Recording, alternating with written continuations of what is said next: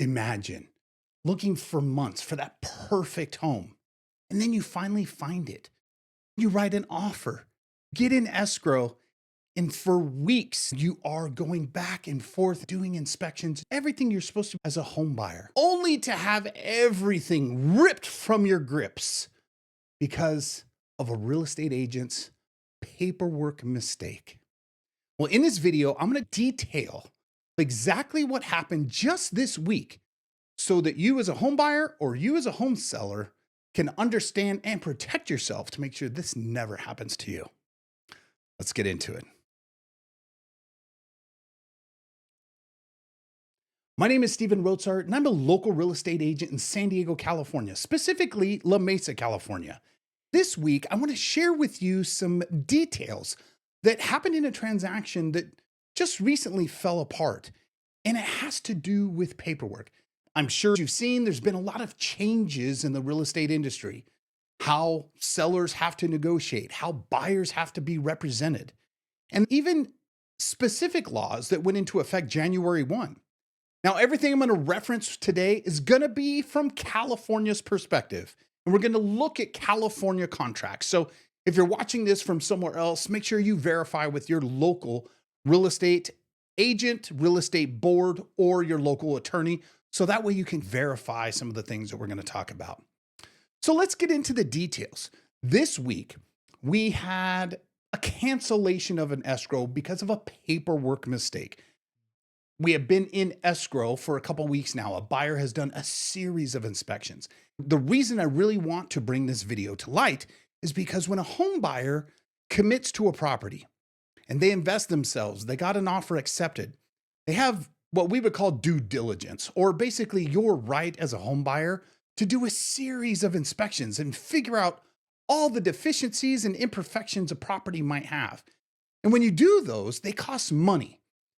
In this particular case, the buyer had already actually appraisal as well.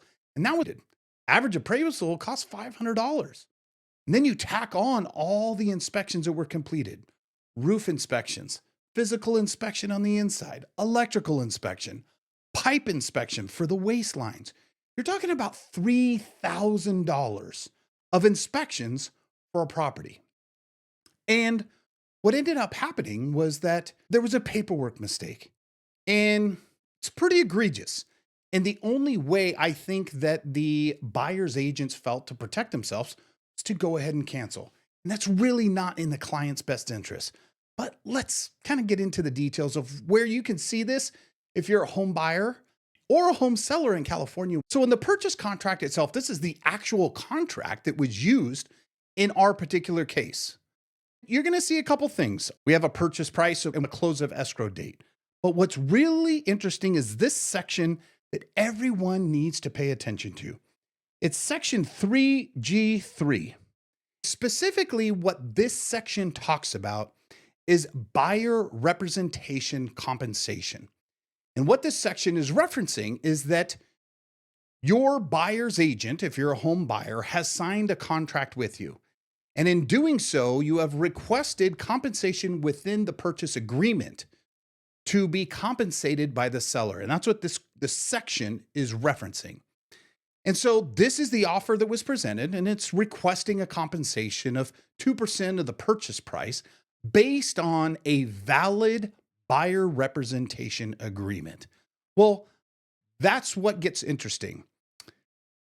There is no obligation to go ahead and receive a buyer compensation agreement or a buyer representation agreement up front. Some agents do it.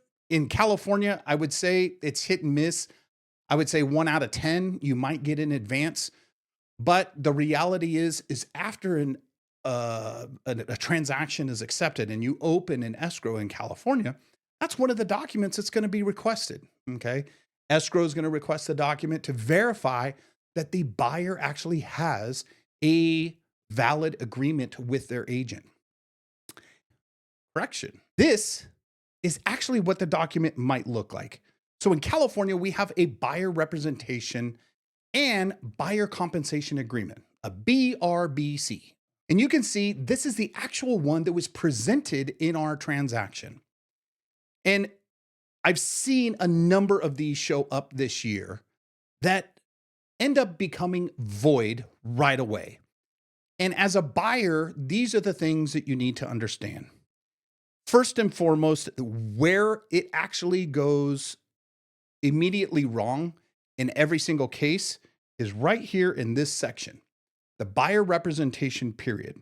If you look at it really closely, it will tell you that this document cannot exceed more than 3 months.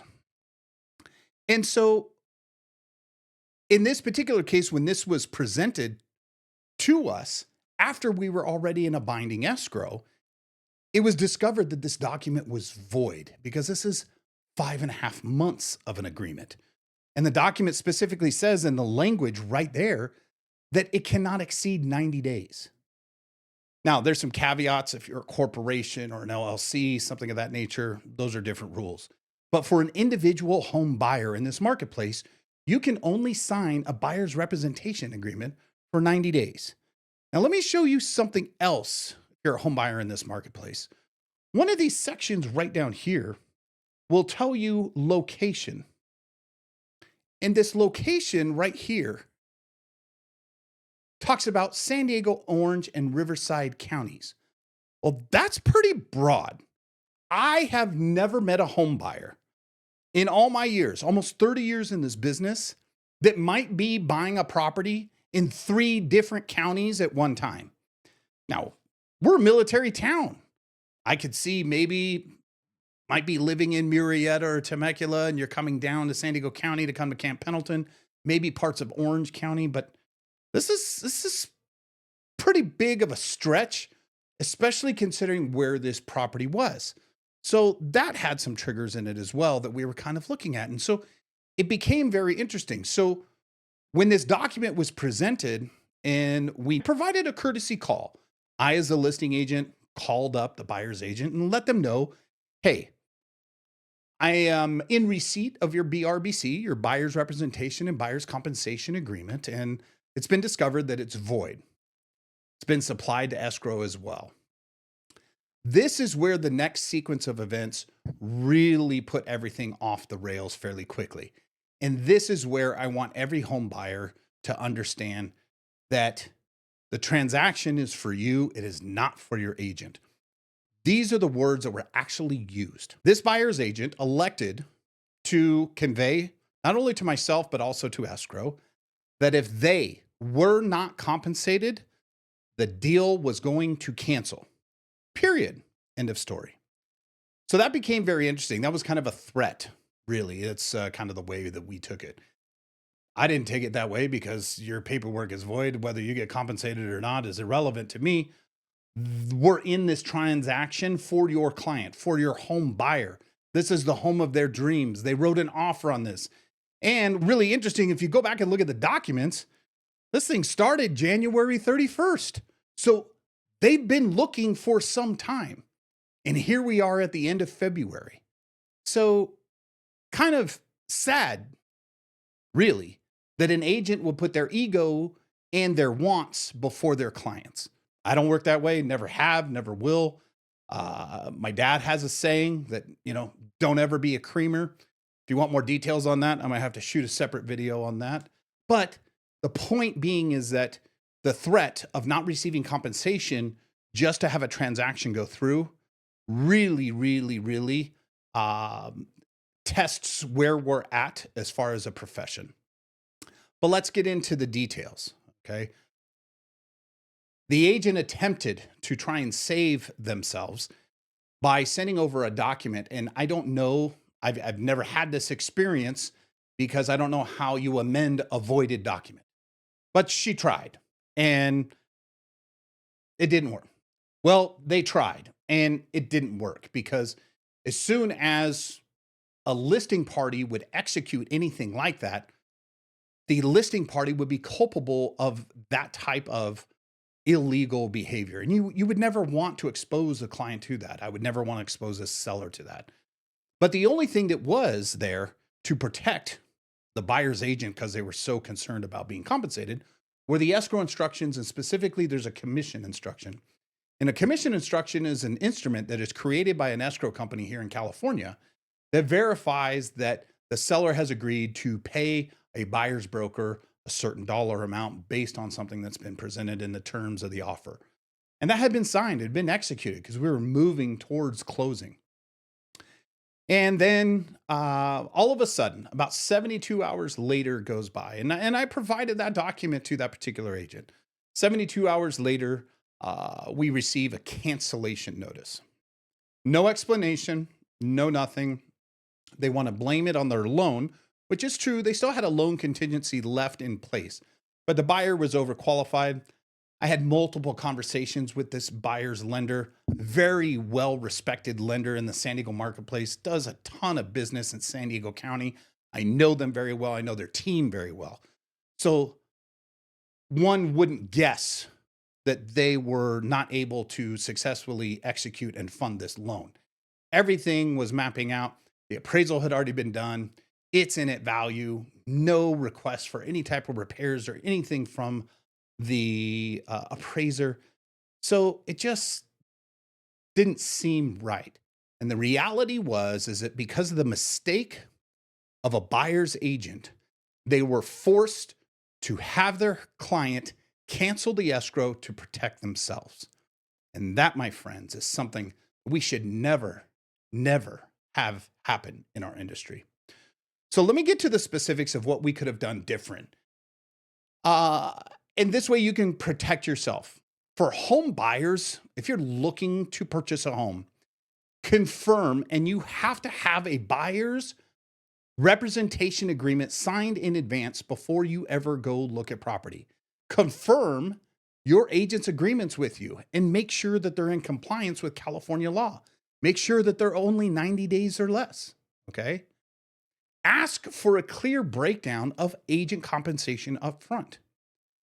What has happened now is that you have to understand as a home buyer that you are responsible when you sign the buyer's agent's agreement, that you are responsible for that compensation. Now, you can request that the seller pay that as part of terms of an offer, but you as a buyer are clearly responsible for that upfront when you sign a buyer's agent representation agreement. Okay. And then make sure you choose an agent that has strong attention to detail. Look at their reviews. Make sure they're doing transactions. And if they're part of a team, figure out who you're going to speak with if they're a team-oriented agent. I don't work that way. All my clients speak with me personally. I have a team behind me that does processing and marketing and all these different things, but my clients are my clients and I talk to them personally. So that is really an important attention to detail to make sure that you know as a home buyer who you are being transferred to if it is a team format. For home sellers, ensure all the required documents are provided and they're provided early in the transaction. There's some language changes in the most recent residential purchase agreement in California. So make sure your agent understands that. That 3G3 section, we want to make sure that you have some knowledge of what's going on and that the buyer does have a valid agreement with their agent when they present an offer to purchase your home. Next, you want to, as a home seller, work with a brokerage that prioritizes compliance. And I think that's one thing that our seller was very thankful for, that my brokerage firm stepped up. We even had a little consult with legal counsel to ensure that our client was protected and that everything was okay, because clearly the paperwork had gotten out of compliance. Even though we were willing to move in the right direction, we weren't executing any additional documents. Lastly, be prepared for agent conflicts. And in this particular case, when an agent's ego gets in place, it can destroy the transaction for the buyer and the seller. And I've been doing this a long time. And sometimes buyers agents, especially I've noticed now that the laws have changed and buyers representation agreements are needing to be signed in advance. Sometimes buyers agents create conflicts that really don't exist. One has to remember that the transaction is really between the buyer and the seller, and the agents are just fiduciary parties to the transaction that are provided as guidance to move it in the right direction. And people need to remember that, because This will stick with me for a really long time. And I keep notes. I keep notes of every single agent that shows my properties, writes offers on properties that we do transactions with. And I think that's really important because we, as listing agents, can convey that information to home sellers when we represent them. And also, we learn a lot from it of what we would not do to make sure that everyone in the transaction is winning at the end. So, this situation kind of underscores the importance of proper documentation, legal compliance, and working with competent professionals, competent real estate agents, especially in my marketplace in San Diego. And I know there's some great agents out there. I work with them all the time. I mastermind with them all over the United States. But in this particular case, this is one where I think there's a valuable learning lesson to be made here. I hope you got some value out of this.